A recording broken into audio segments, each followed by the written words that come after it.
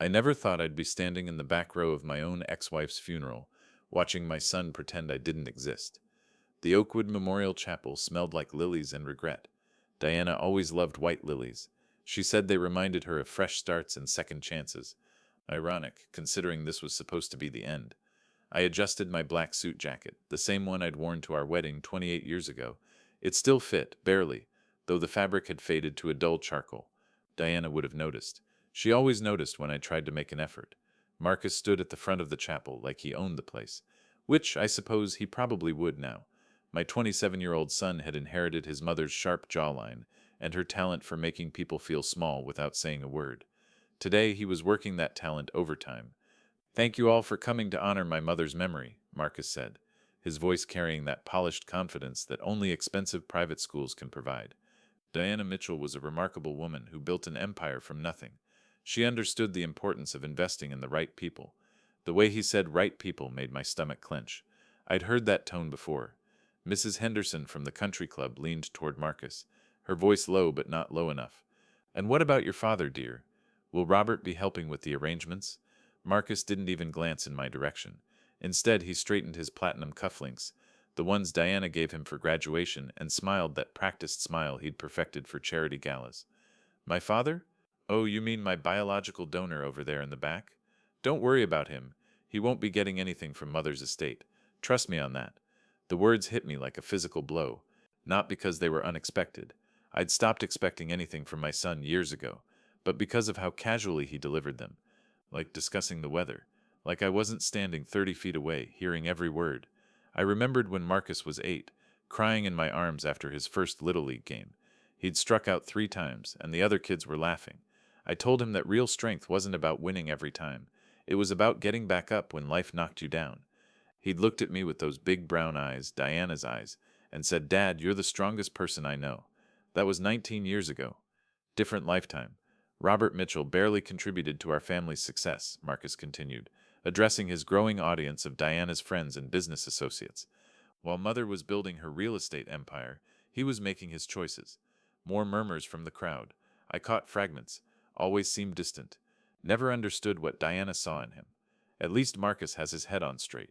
The thing is, they weren't entirely wrong. I had made choices. I'd chosen to support Diana's dreams instead of pushing my own agenda. I'd chosen to take the night shifts at the accounting firm so she could attend networking events. I'd chosen to co-sign loans for her first property deals when banks wouldn't take a chance on a woman entrepreneur in the 80s. But apparently, those weren't the right choices. "The truth is," Marcus said, lowering his voice in that conspiratorial way that made people lean closer, "my father never really understood what it meant to be part of something bigger than himself. Mother tried to include him, but some people just don't have vision." I felt my hands clench involuntarily. The worn fedora Diana had given me for our 10th anniversary crumpled slightly in my grip. She'd said it made me look distinguished, like Cary Grant in an old movie. My leading man, she'd called me. Apparently, I was no longer anyone's leading man. The funeral director, a thin man with kind eyes and decades of practice reading grief, appeared at my elbow. "Mr. Mitchell? I'm sorry to interrupt, but there are some special arrangements your ex-wife requested. For your eyes only." Special arrangements? Diana had barely spoken to me in the 8 years since our divorce, except through lawyers and the occasional terse text about Marcus's college expenses. "What kind of arrangements?" I asked, keeping my voice low. The director glanced nervously toward Marcus, who was still holding court with his mother's social circle. "Perhaps we could step outside for a moment." Mrs. Mitchell was very specific about the timing. Something cold settled in my chest. Diana never did anything without a reason. Even our divorce had been executed with the precision of a military operation. Fair but final, clean but devastating. We walked through the chapel's side exit into the October afternoon. Chicago's autumn air carried the smell of dying leaves and distant rain, the kind of weather that made you think about endings. "Your ex-wife left sealed instructions," the director said, pulling a small envelope from his jacket pocket. "She was quite insistent that you receive this before the service concluded." The envelope was cream-colored, expensive paper, Diana's taste. My name was written on the front in her precise handwriting. "Robert Mitchell. Open immediately." Inside was a single key and an address I didn't recognize. No explanation. No letter. Just a key and an address on Chicago's South Side, written in Diana's careful script. "Did she say anything else?" I asked. The director looked uncomfortable. "Only that you'd understand what to do with it when the time was right." I stared at the key. It was small, brass, the kind that might fit a safety deposit box or a storage unit. The metal was warm from being in the director's pocket, but it felt heavier than it should have. Through the chapel windows I could see Marcus still commanding his audience. His gestures were animated now, probably sharing some anecdote about Diana's business acumen or charitable work. The perfect son, eulogizing the perfect mother. And here I was, standing in a parking lot with a mystery key, wondering if my ex-wife's final gift to me was another locked door I'd never be able to open. I walked back to my car, a 10-year-old Honda that had seen better decades. As I reached for the door handle, something white caught my eye under the windshield wiper. Another envelope. This one had no name, just a single word written in block letters. Tonight. I looked back at the chapel, where my son was probably still explaining to anyone who'd listen why his father didn't deserve to mourn his mother. Then I looked at the key in my hand, and the envelope under my windshield wiper. Diana Mitchell had been many things during our 20-year marriage. Brilliant, driven, sometimes ruthless. But she was never random. Every move she made was calculated, purposeful. Even in death, apparently. She was still playing chess while the rest of us were learning checkers. I got in my car and started the engine. Marcus could have his audience and his inheritance expectations. I had something more interesting. I had questions that needed answers, and for the first time in 8 years, I had the feeling that Diana Mitchell was about to give me some very interesting ones. The address led me to the industrial side of Chicago, where the buildings wore decades of soot like old men wore disappointment. South Storage Solutions sat between a tire shop and a vacant lot that looked like it had given up on life sometime in the 90s. I sat in my Honda for 10 minutes, engine running, heat fighting against the October chill. The key felt warm in my palm, almost alive. Diana's handwriting on that slip of paper seemed to mock me from the passenger seat. What kind of game was this? The facility manager was a heavy-set woman with tired eyes and coffee breath. Her name tag read Dolores in faded letters. Unit 47? Yeah, been paid up for the last 2 years. Lady came by every few months to check on it. Always very polite, that one. Shame about what happened to her. What do you mean, what happened to her? Dolores looked at me funny. Well, the cancer, honey. She mentioned it the last time she was here. Said she was getting her affairs in order. Cancer? Diana never said anything about cancer. Not to me, not to Marcus. At least not that I knew of. The storage unit sat in the back row, far from the office. Unit 47 was bigger than I'd expected, maybe 10 by 20 feet. The lock was new, industrial grade. The key slid in like it had been waiting for me. When I rolled up the metal door, the smell hit me first. Cedar and old paper, with something else underneath. Something that reminded me of Diana's home office, back when we were still married. A single bare bulb hung from the ceiling. I pulled the chain and harsh light flooded the space. File cabinets lined one wall. A desk sat in the center, covered with manila folders. But what caught my attention was the corkboard mounted on the far wall. It was covered with photographs, documents, and red string connecting various points like a detective's murder board. My own face stared back at me from several of the photos. Recent ones: me leaving my apartment building, me at the grocery store, me sitting alone in Millennium Park feeding pigeons on Sunday mornings. Jesus Christ, I whispered. But that wasn't the strangest part. The strangest part was the photos of Marcus. Dozens of them. Marcus meeting with men I didn't recognize in expensive suits. Marcus at restaurants I couldn't afford, laughing with people who looked like they'd stepped out of a Fortune 500 boardroom. Marcus shaking hands with a woman whose face I'd seen in the business section of the Tribune. I moved closer to the desk. The folders were labeled with dates going back 6 months. I opened the first one. Bank statements. Not mine, not Diana's. These belonged to something called Meridian Holdings, LLC. The numbers made my head spin. Transfers in the hundreds of thousands. Regular payments to accounts I didn't recognize. And at the bottom of each statement, a handwritten note in Diana's precise script. Phase 1. Observation and documentation. Phase 2. Contact establishment. Phase 3. Catalyst introduction. I rifled through more folders. Private investigator reports on Marcus's activities. Credit card statements showing expenses that didn't match his supposed income from his marketing job. Hotel receipts from cities he'd never mentioned visiting. In the back of one folder, I found something that made my blood run cold. A contract with Eclipse Surveillance Services for comprehensive monitoring of Subject RM. Myself. They'd been watching me for months.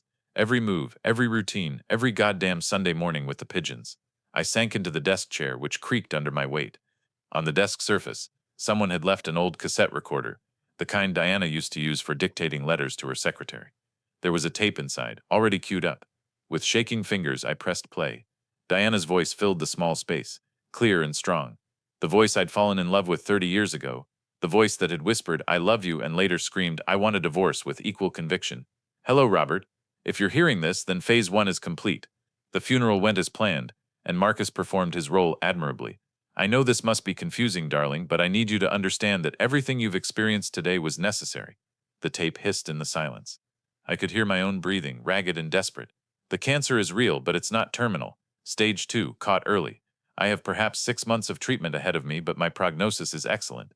I faked my death for reasons that will become clear as you continue following the breadcrumbs I've left." My hands gripped the edge of the desk until my knuckles went white. Diana was alive, alive and orchestrating some elaborate charade that involved our son humiliating me at her fake funeral. Marcus doesn't know I'm alive. As far as he's concerned, his mother died of a sudden heart attack, and he's now the heir to everything I built. His behavior today, his cruelty toward you, was entirely genuine. I needed to see his true character when he believed himself to be in complete control. The recording crackled, and I could hear Diana take a breath. I also needed to see yours. Would you fight for your dignity? Would you investigate when presented with mystery?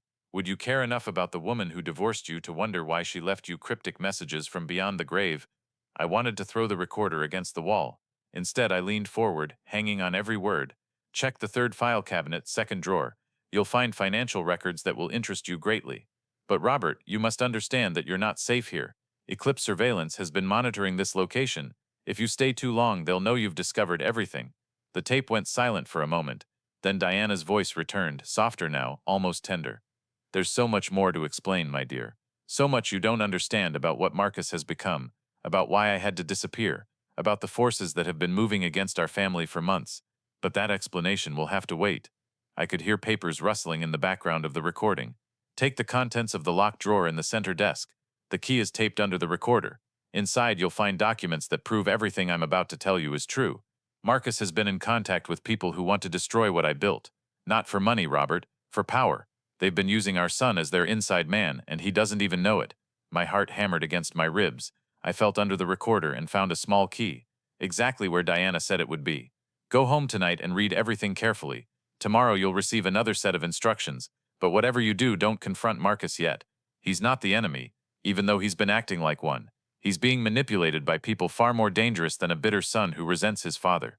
The tape clicked off.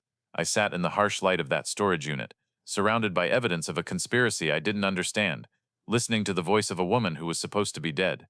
Outside, Chicago hummed with evening traffic and ordinary people living ordinary lives. I unlocked the desk drawer with trembling fingers.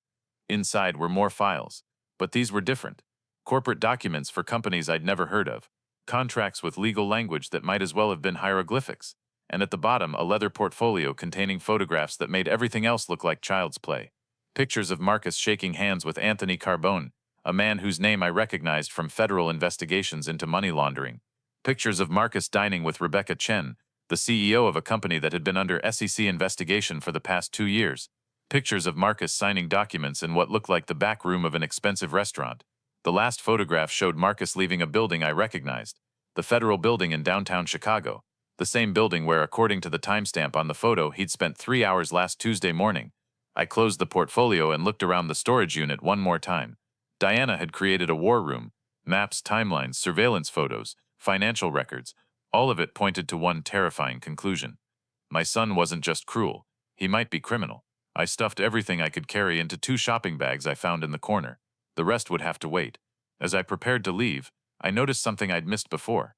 In the far corner, almost hidden behind a file cabinet, sat a coffee cup. The ceramic was still warm. Someone had been here recently. Very recently. I killed the light and rolled down the door as quickly and quietly as I could. The lock clicked into place with a finality that made my skin crawl. Walking back to my car, every shadow seemed to hide watching eyes. Every distant sound could have been footsteps following me. Diana's voice echoed in my head. "You're not safe here." As I reached my Honda, a black sedan pulled out from behind the tire shop and drove slowly past the storage facility. The windows were tinted, but I could feel eyes on me through the dark glass. I sat in my car until the sedan disappeared around a corner. Then I sat for 5 more minutes, wondering if the woman I'd been married to for 20 years had just saved my life or destroyed it completely. The envelope under my windshield wiper had said "tonight." Now I understood why. Diana wasn't just playing chess. She was playing for keeps, And she just made me a player in a game where I didn't even know the rules. But I was learning fast. The legal papers arrived at 7 in the morning, delivered by a courier who looked like he'd rather be anywhere else. I signed for them while still in my bathrobe, coffee growing cold in my other hand. Petition to contest will and testament of Diana Elizabeth Mitchell, the header read in bold, official letters. Below that, in smaller print, motion for psychological evaluation of interested party Robert J. Mitchell. I had to read it twice before the words sank in. Marcus wasn't just contesting the will, he was trying to have me declared mentally incompetent. My phone rang before I could finish reading the first page. Mr. Mitchell, this is Jennifer Walsh from Walsh, Patterson and Associates. I believe you need legal representation, and you need it immediately. I'd never heard of Jennifer Walsh, but her voice carried the kind of authority that made you listen. How did you get my number? Let's just say we have mutual interest regarding the Diana Mitchell estate. Can you be in my office in 2 hours? The address is in the envelope the courier left. Look under the legal papers. I found a business card tucked beneath the petition. Walsh, Patterson and Associates occupied the 32nd floor of a downtown building that probably cost more to maintain than I made in 5 years. Jennifer Walsh turned out to be a sharp-featured woman in her mid-40s with silver-streaked hair and eyes that missed nothing. Her handshake could crack walnuts. Your son hired Kellerman, Briggs and Stone, she said without preamble, gesturing for me to sit across from her mahogany desk. They're not just expensive, Mr. Mitchell. They're specialists in estate warfare. The kind of lawyers who can make a parking ticket look like a federal crime. I can't afford lawyers like that. You won't need to. My firm is working pro bono on this case. She opened a thick folder and spread documents across her desk. Now let me show you what we're up against.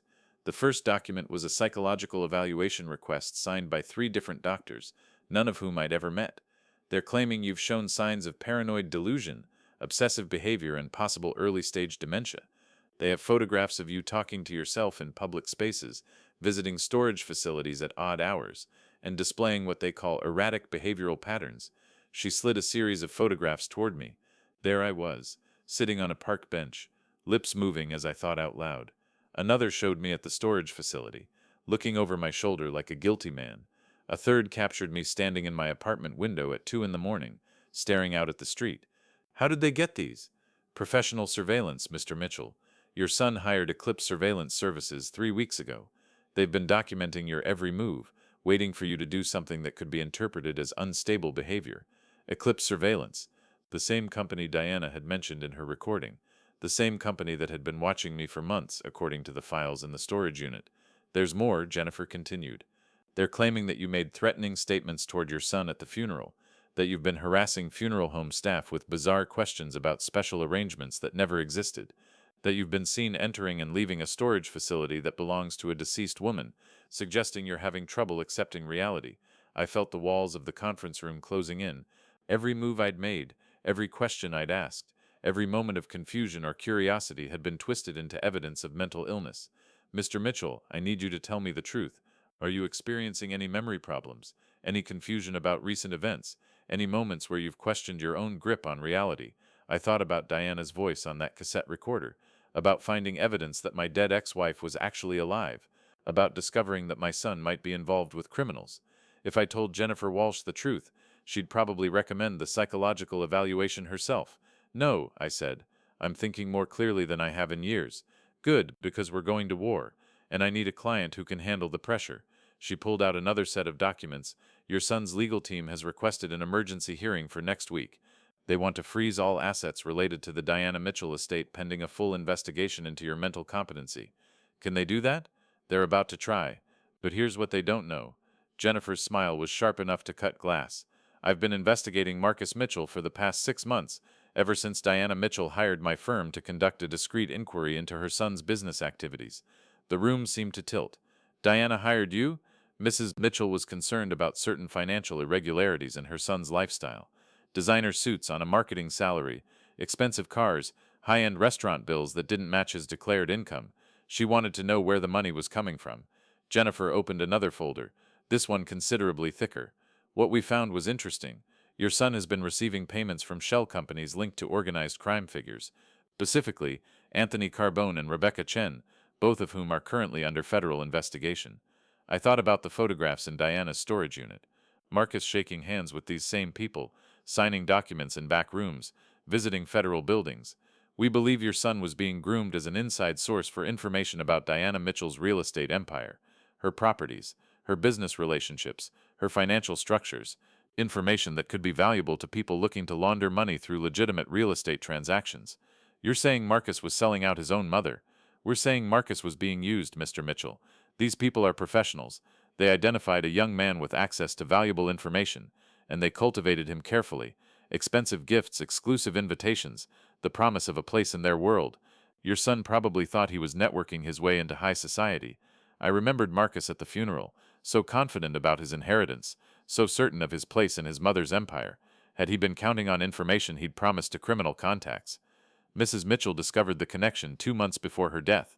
She hired additional security, changed her will, and began making plans to protect her assets from potential seizure.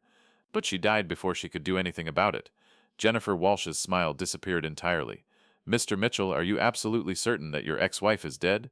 The question hung in the air like smoke from a gun. I thought about the cassette recording, Diana's voice clear and strong. I thought about the warm coffee cup in the storage unit, the evidence that someone had been there recently. Why would you ask me that? Because 3 days ago, one of our investigators reported seeing a woman matching Diana Mitchell's description at a private medical facility in Colorado, a facility that specializes in cancer treatment and patient privacy. My heart hammered against my ribs. Jennifer was confirming what Diana had told me herself on that recording. But how much should I reveal?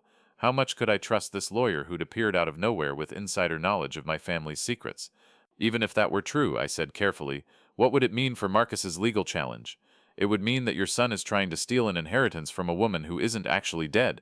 It would mean he's been working with criminals who are planning to exploit a fake death for financial gain.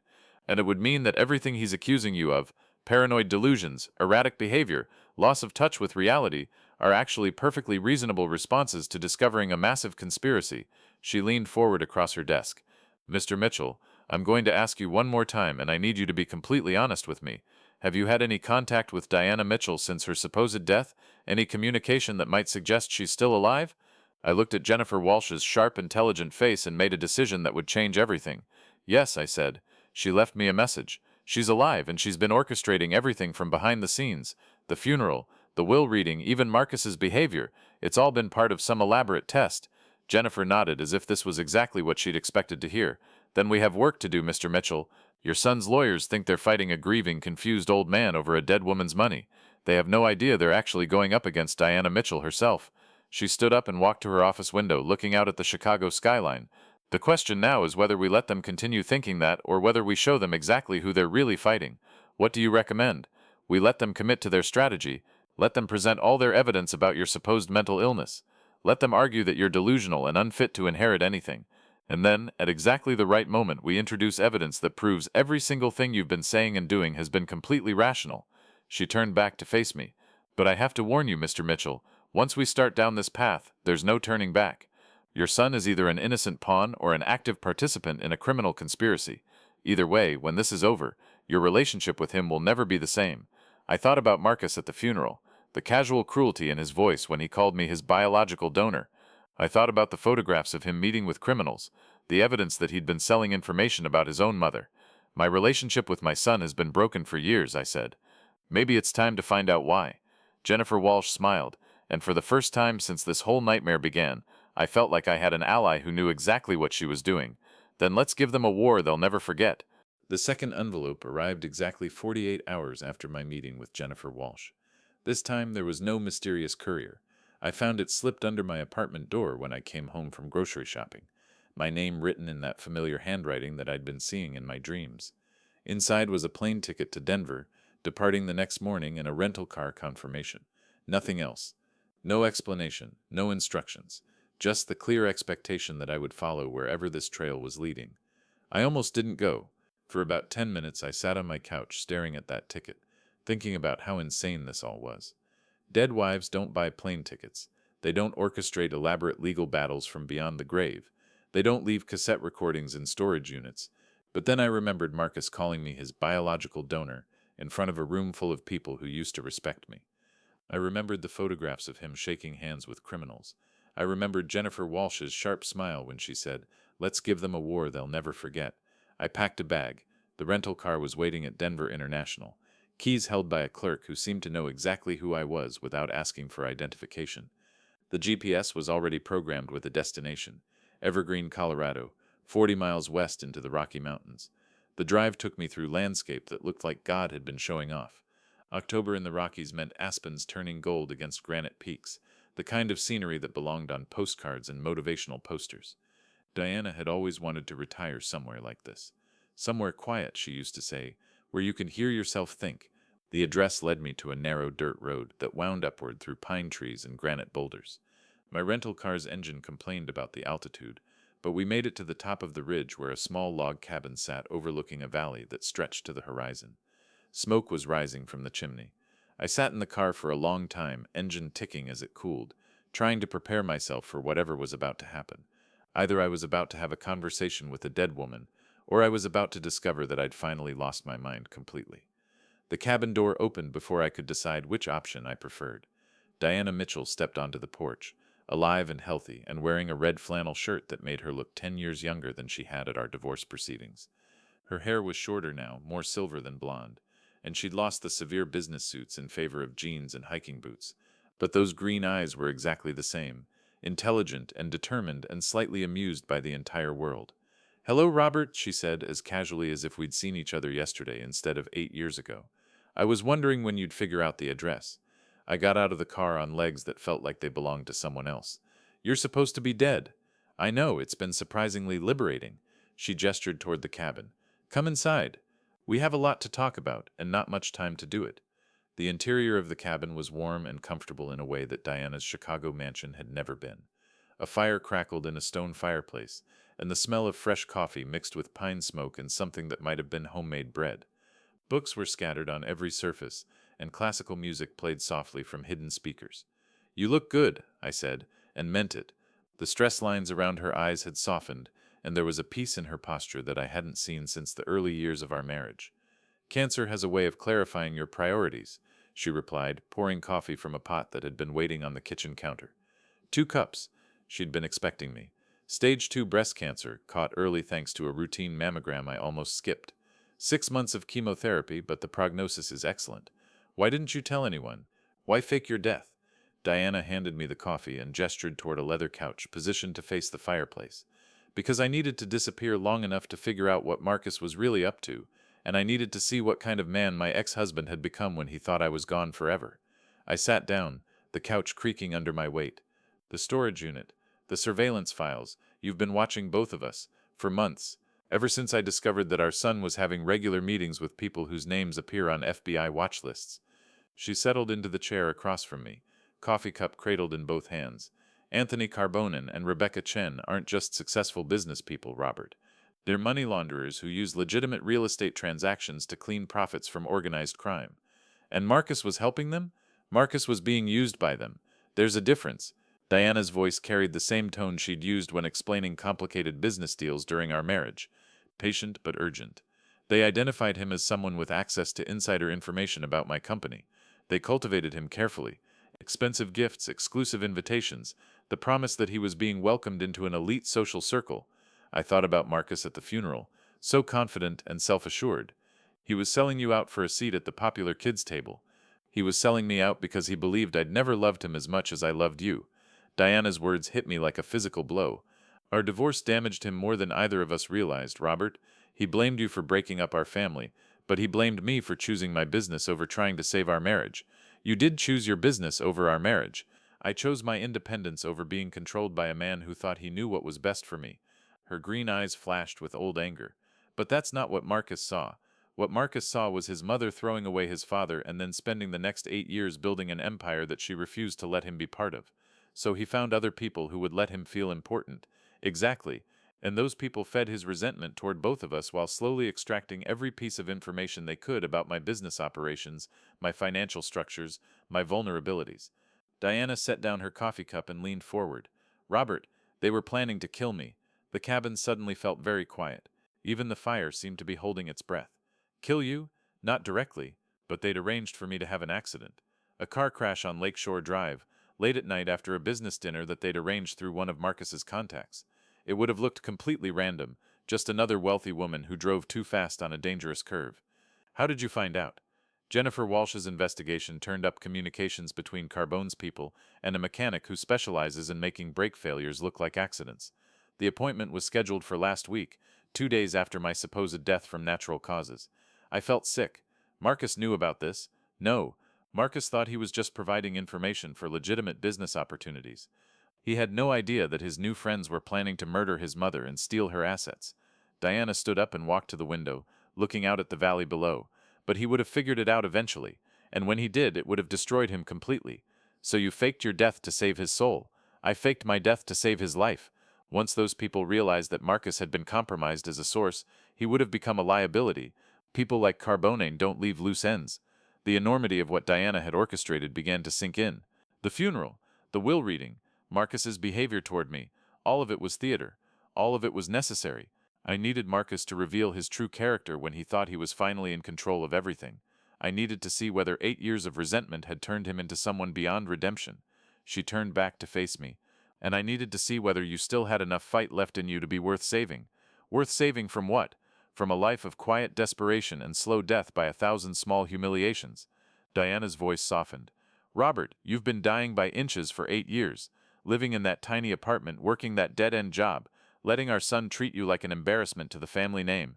I needed to know if there was still enough of the man I married left to fight for something that mattered. I thought about the storage unit, the legal papers, the photographs of Marcus with criminals. The whole thing was a test. The whole thing was a rescue operation. For both of you. Diana came back to her chair, but didn't sit down. Instead, she knelt in front of me, her hands resting on my knees. Robert, I never stopped loving you. I stopped being able to live with you because we'd become different people with different dreams, but I never stopped believing that you were the most fundamentally decent man I'd ever known. Then why did you leave me? Because staying would have killed us both.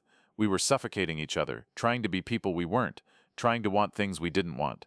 Her eyes filled with tears. But watching you these past few months, seeing you refuse to give up even when everything seemed hopeless, remembering why I fell in love with you in the first place, I realized that maybe we could find a way to be in each other's lives again.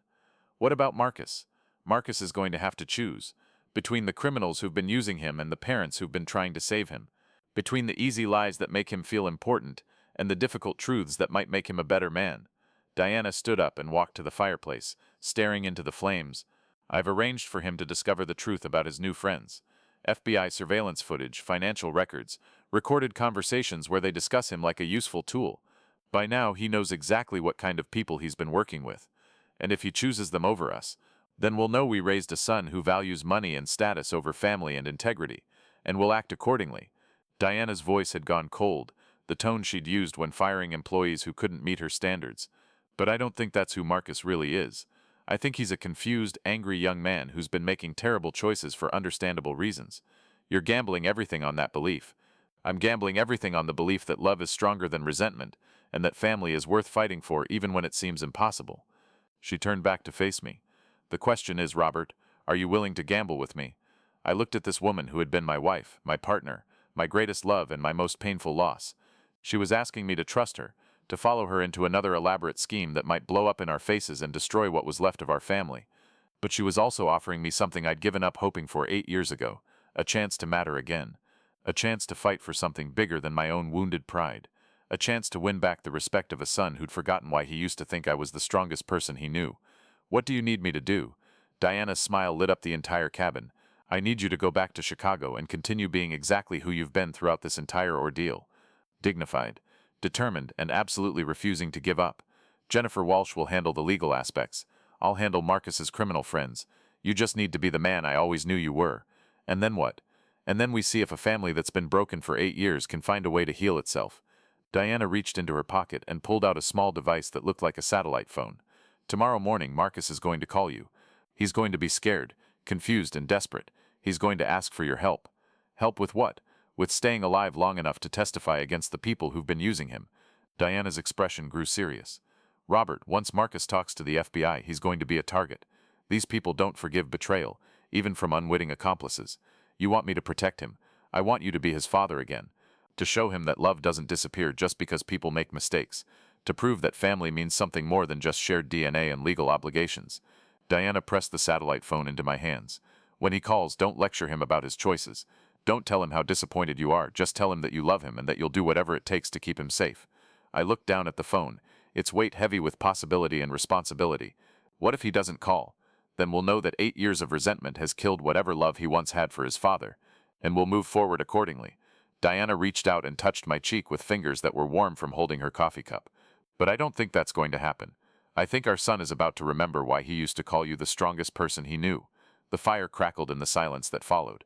Outside, the Colorado sun was setting behind the mountains, painting the valley in shades of gold and crimson that reminded me of autumn in Chicago, of better times when our family was whole and the future seemed full of promise. Diana, I said finally, when this is all over, what happens between us? I don't know, she replied honestly, but for the first time in 8 years, I'm curious to find out. I drove back to Chicago with Diana's satellite phone burning a hole in my jacket pocket and her words echoing in my head. When he calls, don't lecture him about his choices. Just tell him that you love him. 24 hours later, Marcus still hadn't called. I was sitting in my apartment, staring at that silent phone and wondering if I'd been played by a master manipulator, when someone knocked on my door. 3 sharp raps, followed by silence. Through the peephole, I saw a woman who looked exactly like Diana. Same height, same build, same silver blonde hair. But when she turned slightly, something was different about her profile. Softer somehow, less angular. I opened the door with the chain still attached. Mr. Mitchell? My name is Dr. Elizabeth Carter. I believe Diana told you about me. Diana hadn't mentioned anyone named Elizabeth Carter. But there was something familiar about this woman's voice, something that made my chest tighten with recognition. I'm sorry, but I think you have me confused with someone else. Diana is my twin sister, Mr. Mitchell, and right now she needs your help more than you know. Twin sister? Diana had never mentioned a twin sister. In 20 years of marriage, 8 years of divorce proceedings, and countless conversations about family, she had never once said the words twin sister. I unlatched the chain and opened the door fully. Elizabeth Carter stepped into my apartment, and immediately I could see the differences. She was Diana, but not Diana. The same bone structure, the same green eyes, but where Diana carried herself with businesslike precision, Elizabeth moved with the gentle confidence of someone who spent her days helping people heal. She wore a simple navy dress instead of a power suit, and her hands had the careful cleanliness of a medical professional. Diana never told me she had a sister. Diana never tells anyone she has a sister. We've been estranged for 15 years, ever since I chose medicine over business, and she decided that made me weak.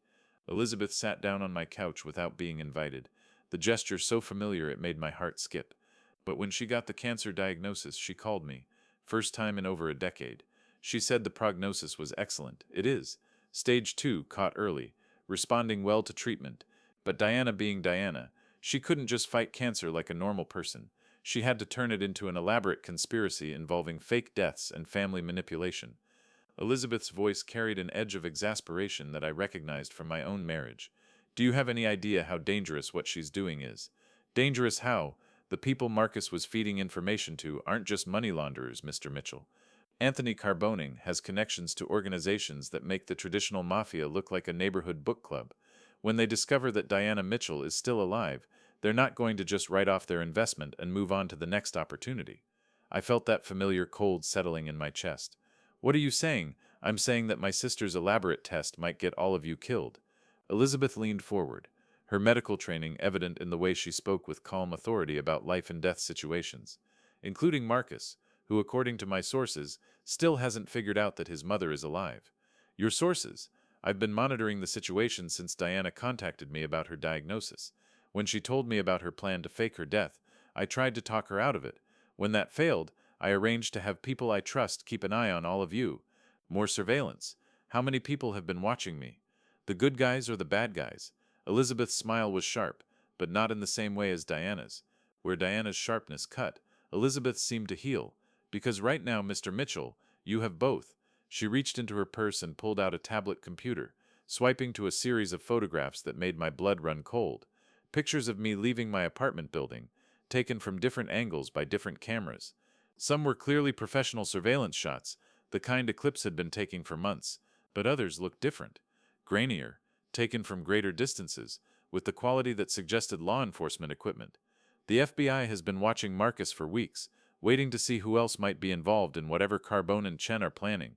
When you inherited Diana's estate and started behaving in ways that could be interpreted as suspicious, you became a person of interest in their investigation. Suspicious how? Secret meetings with high-end lawyers, visits to storage facilities containing surveillance equipment, contact with medical facilities in Colorado using false names. Elizabeth swiped to another set of photos. From the outside, Mr. Mitchell, your behavior over the past week looks exactly like that of someone who's either planning something criminal or covering up something criminal. I stared at the tablet screen, watching my own life unfold through the lens of law enforcement cameras. Every innocent action twisted into potential evidence of guilt. Every moment of confusion or investigation transformed into suspicious behavior. They think I'm working with Marcus to defraud Diana's estate. They think you and Marcus conspired to fake Diana's death so you could steal her assets while avoiding the scrutiny that would come with a normal inheritance. Elizabeth set the tablet aside, and from their perspective the evidence is pretty compelling. But you know the truth. I know some of the truth. But Mr. Mitchell, I'm beginning to wonder if anyone knows all of it. Elizabeth's green eyes, so like Diana's but somehow warmer, studied my face carefully. When was the last time you actually saw my sister? Yesterday. In Colorado. At the cabin. Are you absolutely certain it was Diana you spoke with? The question hung in the air like smoke from a gun. I thought about the woman in the cabin, so familiar yet somehow different. The softer hair, the more casual clothes, the peace in her posture that I hadn't seen in Diana for years. What are you suggesting? I'm suggesting that Diana and I have been switching places our entire lives, when it served our purposes. We did it as children to fool our parents. We did it in college to help each other through difficult exams. We've done it as adults when one of us needed an alibi or wanted to be in two places at once. My mouth went dry. You're saying that you were the one in the cabin. I'm saying that I don't know who was in the cabin yesterday, because I was in Chicago yesterday, having this exact same conversation with Marcus at a coffee shop on Michigan Avenue. The room seemed to tilt sideways. I gripped the arms of my chair, trying to process what Elizabeth was telling me. If she had been in Chicago talking to Marcus, then who had I spent 3 hours with in that Colorado cabin? Who had told me about the cancer diagnosis, the criminal conspiracy, the elaborate test designed to save my relationship with my son? Marcus called you? Marcus called the number Diana left for him in case of emergencies. The same number she left for you, I suspect. But when he called, he got me instead of her. Elizabeth's voice was gentle now, the tone of a doctor delivering difficult news. Mr. Mitchell, Marcus has been trying to reach Diana for 2 days. He's discovered some very disturbing information about his business associates, and he's terrified for his safety. What kind of information? The kind that proves everything Diana suspected about Carbone and Chen was correct. Financial records showing money laundering operations worth hundreds of millions of dollars. Communications discussing the elimination of witnesses who might cooperate with federal investigations, and a detailed plan for acquiring Diana Mitchell's real estate portfolio through coercion and, if necessary, violence. I thought about the satellite phone in my jacket pocket, still silent after 24 hours. If Marcus has been trying to reach Diana, why hasn't he called me? Because according to the communications he intercepted, you're also a target, Mr. Mitchell.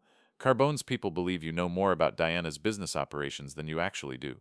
They think you might have access to financial records or property deeds that could implicate them in money laundering schemes.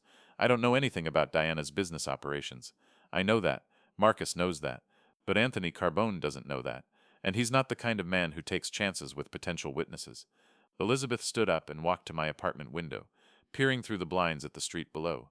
How long has that black sedan been parked across the street? I joined her at the window. A dark car with tinted windows sat at the curb, engine running.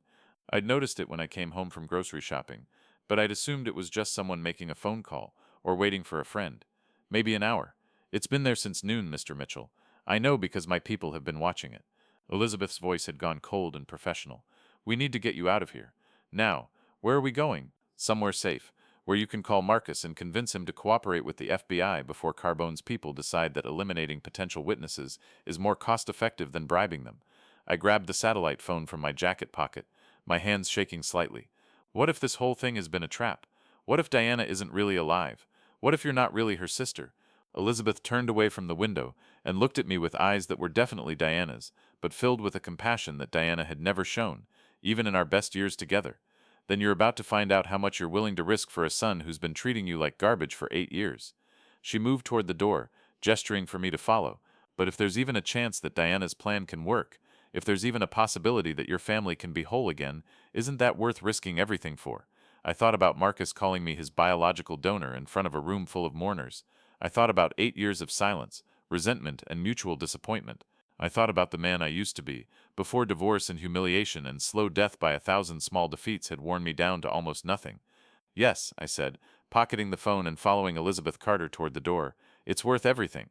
As we left my apartment, I caught a glimpse of the black sedan's driver through the windshield. He was speaking into a radio, and his attention was focused entirely on us. Whatever game Diana had started, whatever test she'd designed, we were now playing for stakes higher than money or family reconciliation.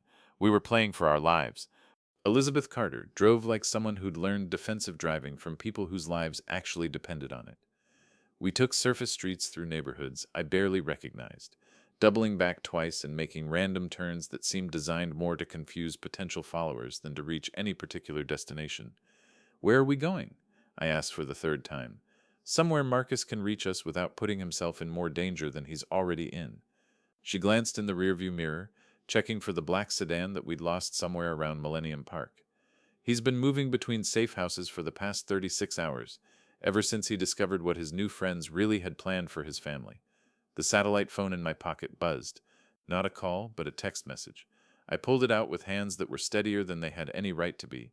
"Dad, need to see you. Emergency. Can you trust Dr. Carter? Mom said you could." I showed Elizabeth the message. She read it while stopped at a red light, her expression unreadable. "How does he know about you?" "Because I'm the one who's been coordinating with him since yesterday, while you were in Colorado talking to someone who may or may not have been my sister." Elizabeth turned left onto a street lined with warehouses and industrial buildings. "Marcus reached out through the emergency number Diana gave him, and I've been trying to keep him alive long enough to figure out what's really going on." "You don't know what's really going on?" "Mr. Mitchell, at this point I'm not even entirely sure who's alive and who's dead in this family." Her voice carried a note of exhaustion that I recognized from my own reflection. "What I know is that Marcus has information that could put Anthony Carbone and Rebecca Chen in federal prison for the rest of their lives. What I know is that those people are willing to kill to protect that information. And what I know is that somehow, through all of this insanity, my sister has managed to convince your son to trust the father he's been resenting for 8 years." We pulled into the parking lot of a warehouse that looked like it had been abandoned sometime during the Carter administration. Elizabeth led me through a side door that opened onto a staircase leading to what must have been offices back when this place had been a functioning business. Marcus was waiting in a room that contained nothing but a folding table, 3 chairs, and windows so dirty they barely let in light. He looked like he'd aged 5 years in the past week. His expensive suit was wrinkled, his hair uncombed, and his hands shook slightly as he stood up when we entered. "Dad!" The word came out smaller than I'd heard it in years. Not Robert or my biological donor, but Dad, in a voice that sounded like the 8-year-old boy who used to cry in my arms after Little League games. "Marcus." I didn't move toward him. Not yet. Too many years of disappointment had taught me to be careful with hope. "I've been such an idiot, Dad. Such a complete and total idiot." His voice cracked slightly. "I thought I was networking my way into high society. I thought I was finally going to be somebody important, somebody who mattered in this city." "What did you discover?" Marcus pulled a laptop computer from a briefcase I hadn't noticed when we walked in. "Everything, Dad. I discovered everything." He opened the laptop and turned it toward me. "Financial records showing how Carbone and Chen have been using Mom's real estate deals to launder money from drug trafficking, human trafficking, weapons sales, communications discussing me like I'm some kind of useful pet they can discard when they're done with me." The screen showed what looked like internal corporate communications, but the subject lines made my blood run cold. "Mitchell asset acquisition, witness management protocols, property transfer contingencies." They never wanted to be my friends, Dad. They wanted to use me to steal everything Mom built, and when they were done, they were going to make sure I couldn't testify against them. How were you accessing their communications? That's the really stupid part. Marcus sat down heavily in one of the folding chairs. "They gave me access to their secure servers because they wanted me to upload financial information about Mom's properties. They trusted me with their passwords, their security protocols, their entire digital infrastructure, because they thought I was too greedy and too stupid to realize what I was really looking at." Elizabeth had been quiet through this exchange, but now she leaned forward. "When did you realize what was actually happening?" 3 days ago. I was uploading property deeds like they'd asked me to, and I found a folder labeled Chicago Cleanup Protocol. Inside were photographs of Mom's car, detailed maps of her daily routes, and a timetable that corresponded exactly with the week she was supposed to die. My chest tightened. They were planning to kill her. They had it all worked out, Dad. Make it look like an accident. Wait for the insurance investigation to conclude, then step in as potential buyers for properties that Marcus Mitchell would be eager to liquidate quickly. His voice was bitter now. I was supposed to be the grieving son who just wanted to get rid of his mother's assets and move on with his life. But Diana died of natural causes. That's what I thought too, until I found the medical examiner's report they'd prepared in advance. Marcus clicked to another file on the laptop. Same doctor who would have performed the autopsy after Mom's car accident. Same conclusions about cause of death. They had everything planned out, Dad, except for one thing they didn't know about. What's that? Mom was already dead. The words hung in the air like a held breath. I looked at Elizabeth, who was staring at Marcus with an expression I couldn't read. Marcus, I said carefully, what do you mean your mother was already dead? I mean she died exactly when and how the obituary said she did, Dad. Natural causes, sudden heart attack, no warning signs. Marcus's voice was hollow now. I thought Carbone and Chen were going to be furious that their carefully planned accident was unnecessary. Instead, they were thrilled. They kept talking about how lucky they were, how much easier this made everything. Elizabeth stood up abruptly and walked to the dirty windows, staring out at the warehouse district. Marcus, when was the last time you actually spoke with your mother? The morning before she died. She called me at work, said she had something important to discuss with me, asked me to come over that evening. Marcus rubbed his eyes with the heels of his hands. I told her I was too busy. I had a dinner meeting with some important potential business contacts. I chose Anthony Carbone's expensive restaurant over my dying mother's last request to see her son.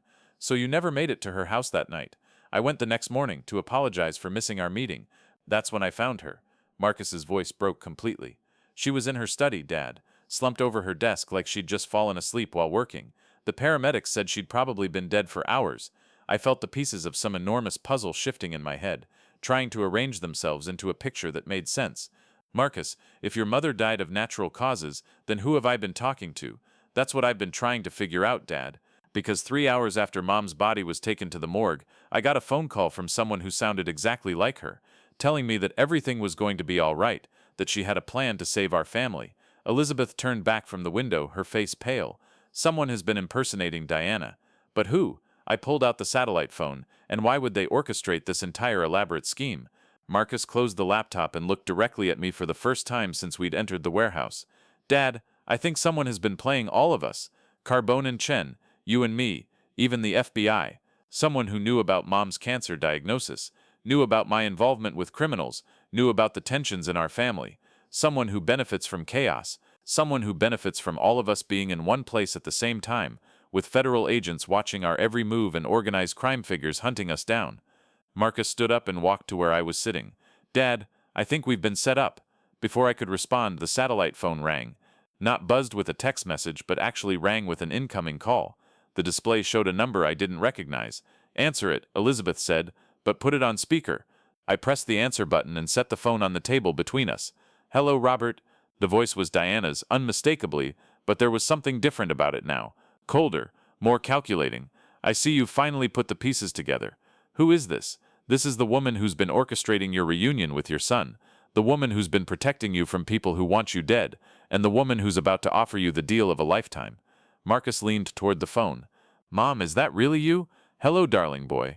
I'm so proud of how clever you've been with those computer files. You've learned more about Anthony Carbone's operations in 3 days than the FBI has learned in 3 years. The FBI has been investigating Carbone's for 3 years. The FBI has been investigating me for 3 years, Marcus. Anthony Carbone and Rebecca Chen are small-time operators who thought they were using me to launder their money through my real estate deals. They never realized that I was using them to build the largest money laundering operation in the history of organized crime. The warehouse fell completely silent except for the sound of 3 people trying to process what they'd just heard. You're saying Diana Mitchell was the criminal, I said slowly. I'm saying Diana Mitchell was the smartest criminal any of you will ever meet. Smart enough to fake her own death when the federal investigation got too close. Smart enough to manipulate her ex-husband and her son into positions where they could be useful to her ongoing operations, and smart enough to arrange for all the evidence of her crimes to be transferred to people who trust her completely. I looked at Marcus, whose face had gone white. I looked at Elizabeth, who was backing slowly toward the door. What kind of evidence? The kind that makes Robert Mitchell and Marcus Mitchell look like the masterminds behind a $300 million money laundering operation. The kind that makes Diana Mitchell look like an innocent victim who was murdered to prevent her from testifying against her criminal family members. The satellite phone went quiet for a moment. Then Diana's voice returned, softer now but no less dangerous. Gentlemen, you have exactly 1 hour to decide whether you're going to help me disappear permanently, or whether you're going to spend the rest of your lives in federal prison for crimes you didn't commit but can't prove you didn't commit. The line went dead. Marcus and I stared at each other across a folding table in an abandoned warehouse, finally understanding that we'd been played by a master manipulator who'd spent 8 years planning the perfect crime, and we were about to become either her accomplices or her victims. The silence in the warehouse stretched for what felt like hours, but was probably only 30 seconds. Marcus and I stared at each other across that folding table, both of us trying to process the fact that the woman we'd loved, fought with, and mourned had just revealed herself to be a criminal mastermind who'd been manipulating us for months. Elizabeth Carter broke the silence first. "There's something you both need to know." She reached into her purse and pulled out what looked like a small recording device. "I've been documenting this entire conversation, gentlemen. Every word Diana just said is now evidence in a federal investigation that's been ongoing for the past 6 months." My blood went cold. "You're FBI. I'm Dr. Elizabeth Carter, Diana Mitchell's twin sister, and I'm also Special Agent Elizabeth Carter with the Federal Bureau of Investigation Financial Crimes Division."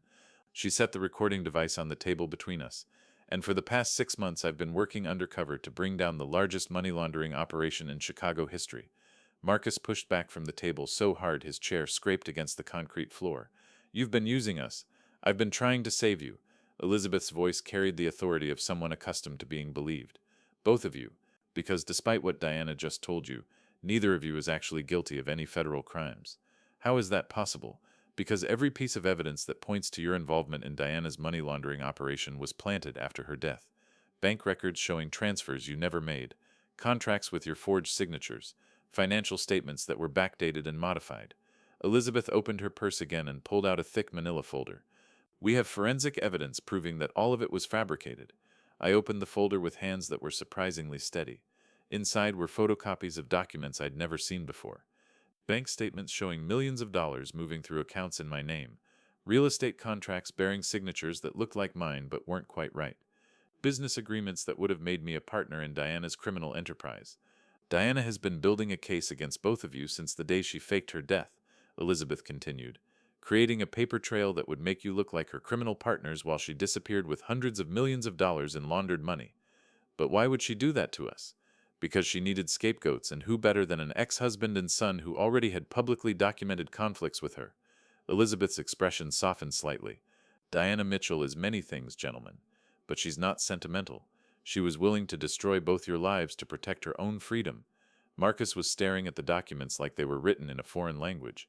"So everything she said about testing our character, about wanting to bring our family back together, was a lie, designed to keep you both cooperative while she put the final pieces of her escape plan in place." Elizabeth walked to the window again, but this time she seemed to be looking for something specific. "The real Diana Mitchell died exactly when and how the obituary said she did. The woman who's been calling you, the woman who met with you in Colorado, is someone else entirely." "Then who is she?" "Her name is Patricia Hawthorne, and she's been Diana's business partner in the money laundering operation for the past 3 years. She's also a former actress who specializes in voice mimicry and physical impersonation." Elizabeth turned back to face us. "Patricia studied Diana for months, learning her mannerisms, her speech patterns, her relationships with both of you. When Diana died unexpectedly, Patricia saw an opportunity to take control of the entire operation. I thought about the woman in the Colorado cabin, how familiar she'd seemed but somehow different. The softer edges, the more compassionate tone, the way she'd touched my cheek with what I'd thought was genuine affection. She's been playing us from the beginning. She's been playing everyone from the beginning. Carbone and Chen think they're dealing with Diana Mitchell. The FBI thought they were investigating Diana Mitchell. Even I thought I was investigating Diana Mitchell until 3 days ago, when we discovered that the real Diana had been dead for a week." Marcus looked up from the forged documents. "What happens now? Now you both get to make a choice."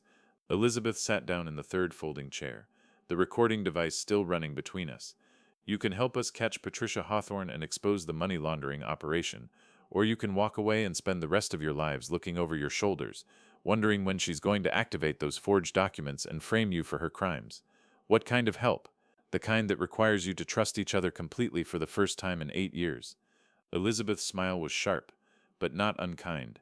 "Patricia Hawthorne has made one crucial mistake in her impersonation of Diana Mitchell.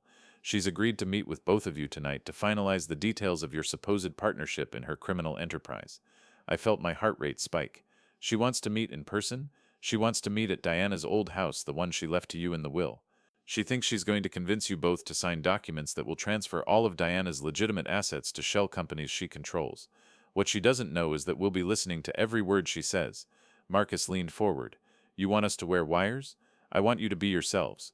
Confused, frightened, grieving family members who are trying to understand what's happened to their lives. Elizabeth's voice became gentler. Because that's what you are, gentlemen. You're not criminals. You're not conspirators. You're just two men who loved a woman who turned out to be someone completely different than who you thought she was. I looked at my son across that table, really looked at him, for the first time in years. The expensive suit couldn't hide the fact that he was scared. The practiced confidence couldn't mask the pain in his eyes. And for the first time since Diana's funeral, I saw the little boy who used to think I was the strongest person in the world. Marcus, I said slowly, I need you to know something. Whatever mistakes you made with those criminals, whatever information you shared with them, I don't care. You're my son, and I love you, and I'm going to do whatever it takes to protect you. His eyes filled with tears. Dad, I'm so sorry. I've been such a selfish, stupid... You've been a young man trying to find his place in the world after his parents' divorce messed up his sense of family and security. I reached across the table and took his hand. I should have fought harder to stay in your life. I should have been a better father during the worst period of your childhood. I called you my biological donor in front of all those people. You were angry and hurt and lashing out at the person you thought was safe to lash out at. I squeezed his hand. That's what family does, Marcus. We hurt each other and we forgive each other, and we figure out how to move forward together. Elizabeth cleared her throat. This is very touching, gentlemen, but we have about 6 hours to prepare for tonight's meeting, and Patricia Hawthorne is extremely dangerous when she feels cornered. What do you need us to do? I need you to go to Diana's house and act like you're seriously considering her proposal. Let Patricia think she's convinced you to become her partners. Get her to explain exactly how the money laundering operation works and where the stolen funds are hidden. Elizabeth stood up and walked to a briefcase I hadn't noticed earlier. Most importantly, get her to admit that she's been impersonating Diana Mitchell, and that she fabricated evidence to frame you for crimes you didn't commit. She opened the briefcase and pulled out what looked like two very small electronic devices. These are recording devices that will be completely undetectable. One goes in your shirt pocket, Mr. Mitchell. One goes in your jacket lining, Marcus. They'll pick up every word spoken within 50 feet. Marcus took his device and examined it carefully. What if she realizes we're recording her? Then you'll probably die, and Patricia Hawthorne will disappear with $300 million while you both get blamed for the largest financial crime in Chicago history. Elizabeth's voice was matter of fact, as if she were discussing the weather. But I don't think that's going to happen. Why not? Because Patricia Hawthorne's greatest strength is also her greatest weakness. She's so good at manipulating people that she's convinced herself she's smarter than everyone around her. She thinks she's been playing chess while you've been playing checkers. Elizabeth smiled. She has no idea that the FBI has been playing chess too. 2 hours later, Marcus and I stood on the front steps of Diana's house, the same mansion where we'd celebrated birthdays and holidays and anniversaries back when our family was whole. The same house where Diana and I had fought our final battle before the divorce. The same house that now belonged to me according to a will that might or might not have been legitimate. Ready? Marcus asked, his hand on the doorbell. No, I said honestly, but let's do this anyway. The door opened before Marcus could ring the bell. Patricia Hawthorne stood in the doorway, wearing Diana's clothes and Diana's jewelry and Diana's smile, but I could see the differences now. The way she held herself, the slight variations in facial expression, the studied quality of her gestures. Robert, Marcus, I'm so glad you both decided to be reasonable about this. She stepped aside to let us enter. Come in. We have so much to discuss. As we walked into what used to be my home, I thought about the recording device in my pocket and the federal agents who were listening to our every word. I thought about my son walking beside me, maybe trusting me completely for the first time in 8 years. I thought about the woman we'd loved and lost, who had turned out to be someone neither of us had ever really known. But mostly, I thought about how good it felt to finally be fighting for something that mattered, alongside someone who mattered, against someone who'd underestimated what a father and son could accomplish when they decided to trust each other completely. Patricia Hawthorne was about to discover that she'd been playing chess against two people who'd just learned the rules of the game she'd been playing all along, and we were ready to win.